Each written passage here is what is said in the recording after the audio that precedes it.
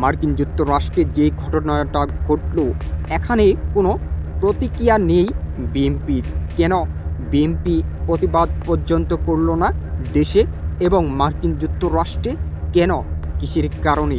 তুমি কি মার্কিন যুক্তরাষ্ট্রে যে ঘটনাটা ঘটিয়েছে আওয়ামী লীগ, সেই আওয়ামী লীগের সাথে কি তবে বিএনপির আঘাত আছে?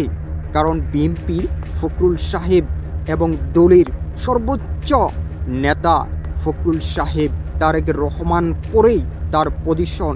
এই ফখরুল সাহেবকে অপমান এবং হেনস্থা করার পরও কেন বিএনপি কোনো পদক্ষেপ নিল না? কিসের কারণে? তার মানে এই যে ভোট খেলা শুরু হয়েছে এবং কে ক্ষমতায় যায় এই আওয়ামী লীগ ভোট নিয়ে, সেটা কি শুরু হয়ে গিয়েছে অলরেডি?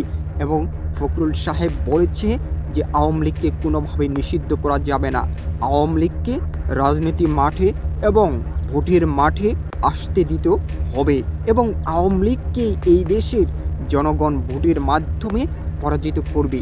সিপি নেত্রী যারার সাথে এই ধরনের ঘটনা ঘটার পর কেন শাহবাগী সেই সোচ্চার কণ্ঠ নারীবাদীরা একটা প্রতিবাদ পর্যন্ত করল না? কিসের কারণে?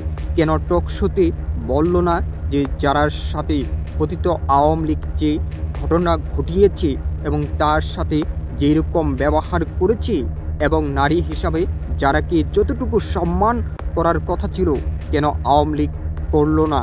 এই কথা কেন বলছে না এখন টকশোতে?